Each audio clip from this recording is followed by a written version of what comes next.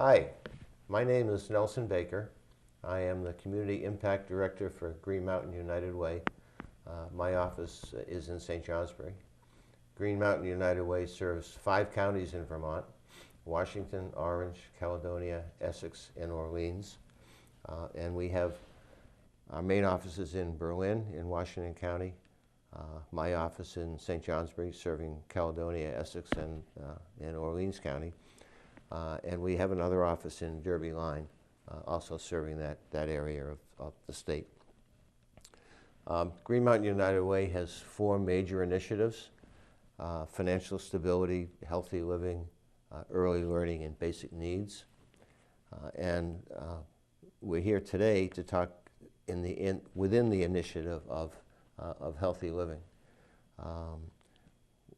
With me is Rose Sheehan, who had a title of coordinator of the tobacco cessation program at NVRH, Northeastern Vermont Regional Hospital.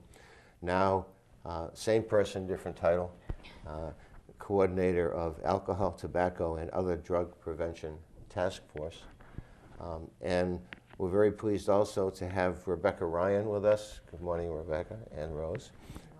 Rebecca is the Director of Health Education and Public Policy of the Vermont Division of the American Lung Association. I think I got that right. You got that right. And our topic today is smoke-free multi-unit housing in Vermont. We'd like to have that discussion about why we're having this initiative, what it means to the people who are living in multi-unit housings, and the efforts that are going on in that area. So let me start first with Rose, because Rose has been very active in this for a long time, as I'm sure Rebecca has, but at the local level for you.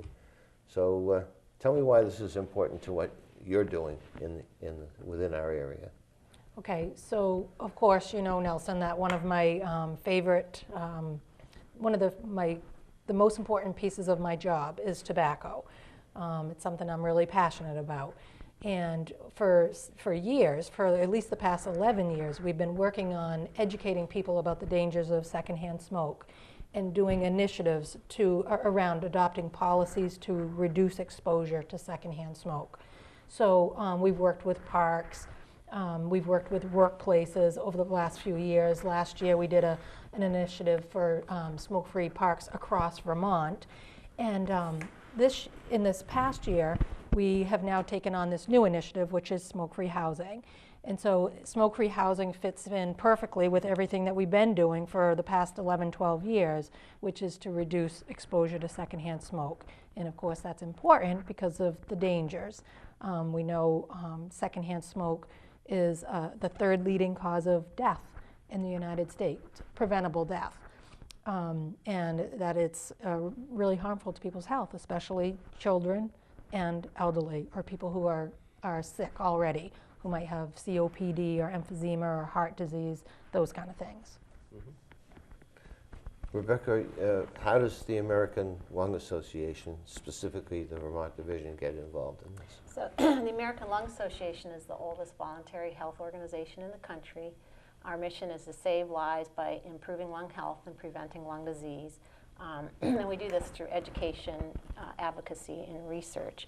One of our primary goals since the 1960s has been to reduce the devastating impact of tobacco use, including reducing secondhand smoke exposure. Vermont has done a fantastic job in reducing secondhand smoke exposure through legislation and education.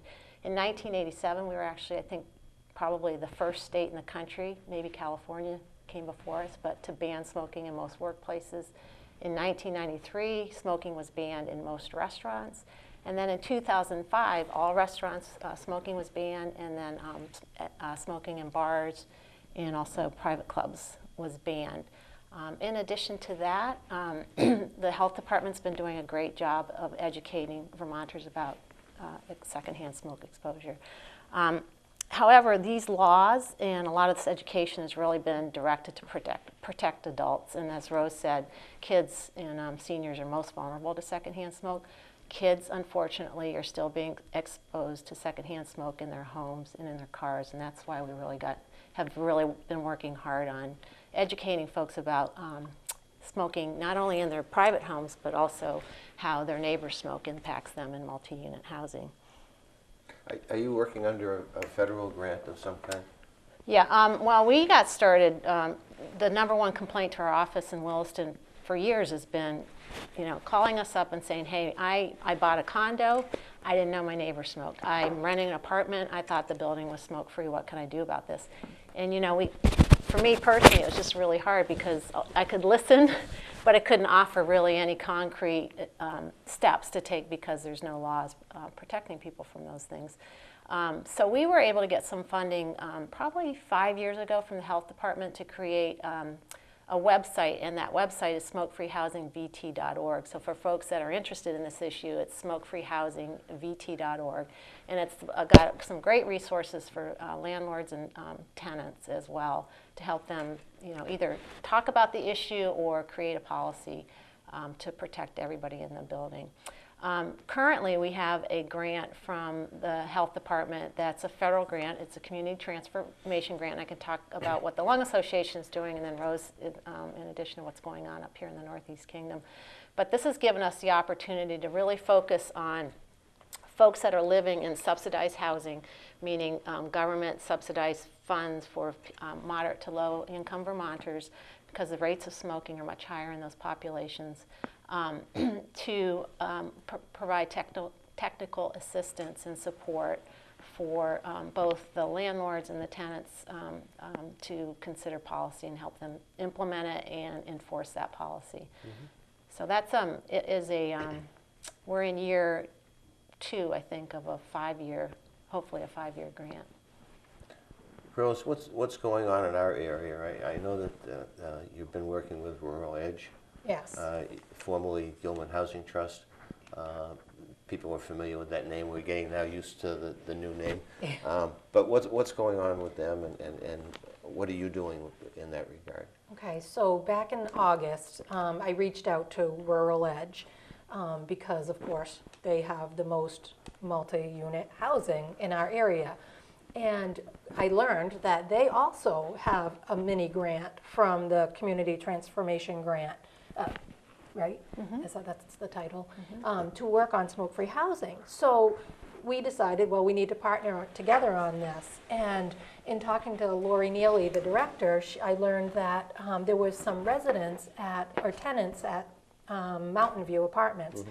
that were interested in this issue. They had been complaining and talking amongst themselves and to property managers about their concern over the smoking and the smoke going into their apartments. So I said, well, can I meet with some of those tenants from Mountain View? Because it seemed like that would be a good place to start. Because one thing that was really important to us, Nelson, was that we wanted to include the tenants. We wanted to do a project that would get the tenants involved right from the start to find out how people feel about this issue, because this is a brand new initiative for us. So we felt like, it was important to get them involved, ask their opinion, see what they thought of this. So we did a survey. And the survey, through that, we learned that about 55% of the people who filled it out were in favor of 100% smoke-free housing. And then there was a certain percent that were interested in like designated areas outside.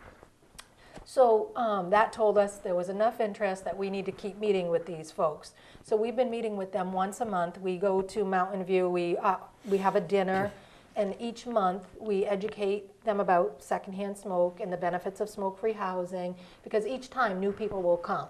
So you have to kind of keep educating. Mm-hmm. And then, so the feeling has been right along that this is the way to go. So after 3 or 4 months of meeting with the tenants, we went back to the director, Lori Neely, and gave her the information from the tenants that said, yes, most of us here are in favor of this. So now where we're at with it is the director is now working with her higher-ups who are part of HUD, and senior management, and they have to figure out what is the cost to implementing something like this, and how do we do it. So what they're saying is, we want to do this. This is something we do agree is important. We want to do it, and they're making a goal to do that. The question is how costly is it going to be? How much can we do in what period of time? Of course, there's also the issue of the cost of not doing something in terms of healthcare and illness and other disabilities. Yeah. And can I add to that even though Vermont requires that cigarettes be fire safe, they're not fireproof. So smoking is still the #1 cause of fire deaths in the U.S. So it could still, catch an apartment on fire. And in addition to that, it's very expensive to turn over an apartment that was formerly occupied by a smoker. In So terms it of will cleaning save, it yeah. And then finally, some can save costs on insuring their property if their property is smoke-free. Let's talk for a minute about the conceived rights that people have. Somebody might say, I have a right to smoke. Somebody else might say, I have a right to live in a smoke-free environment. Let's talk about that for a minute. Sure. Smokers are not a protected class. So in fact, a person that has a disability, which would include chronic lung disease, can claim that their rights are being violated because they're being exposed to secondhand smoke from their neighbor's unit. So I know it's a tricky issue, but everybody deserves the right to breathe fresh air, and there's no safe level of secondhand smoke. We're not really targeting the smoker. We're really trying to just eliminate secondhand smoke. So, smokers are used to being now in environments where they have to take it outside, and we're just asking that to be done within multi-unit housing as well. Now, I read some material, some of which was provided by you, of how secondhand smoke can travel within a building. So if somebody has an apartment unit and they feel that they're smoking in their apartment, and maybe they've opened the window, that they're not affecting anybody else, but they really are. They are. And can you tell us how smoke actually travels from one unit to another within a building? Yep, smoke, it's a gas, and so it expands and it rises. It seeps through, no matter how airtight a building is, it's going to seep through microscopic cracks, through the outlets, through the window frame, through the doors, and shared ventilation systems. In fact, I looked at a study that showed that the person, for example, I can't remember, I think that the smoker lived on the 2nd floor, and they put air quality monitoring units across the building, and the person that was actually living on the top floor was getting way more particulate pollution, which is quite dangerous to human health, than those that were living on the same floor as a smoker. So it's actually more dangerous if you're living above. And what are the chemicals that are contained in smoke? Pretty much you name it. There's over 7,000 chemicals in secondhand smoke. 69 of those are considered cancer-causing. We've got formaldehyde, carbon monoxide, arsenic. Arsenic, yeah. Just the study came out 2 weeks ago from Johns Hopkins, looked at 10,000 children who were exposed, some of which were exposed to secondhand smoke. Their parents smoked, and some that were not. And the kids who had lived with one smoker were having 14% higher lead levels in their blood. 2 smokers, it increased to 24%. So, lead, the government really has strong regulations around lead, yet our kids are being exposed to lead in their personal homes and in multi-unit housing. Pretty frightening. What's the landlord's position on this? Have you studied this, looked at this, talked to landlords? Are they in favor of it? Are they opposed to it? There's already a good number of landlords who don't allow smoking in their units. And they have a right to do this? Yes. Okay. Yeah. So they're in favor of it, especially when they realize the savings, the cost savings. So there's a lot of private landlord owners that are already doing this. But Nelson, I was thinking about the first meeting that I had with Mountain View, and we had some tenants that were smokers and several that were not. and the smokers were really passionate and really emotional about this issue, and in the beginning of the meeting. But by the end of the meeting, there was one woman in particular who she was a neighbor to one of the people who came and had actually kind of was one of the first people to say, hey, we need to do something here because she has an illness. And so they're neighbors. And this woman didn't realize, the smoker did not know that she was bothering this woman, that this woman could smell the smoke in her apartment. She didn't understand and know that she could actually be harming her. And that really, by the end of the meeting, she felt so bad. And she started smoking outside after that. So and it just was interesting to me that she didn't know, and it bothered her. Smokers don't want to hurt other people. And we know that too. When they realize and understand the whole picture and what it's doing to other people, most of them want to change. They don't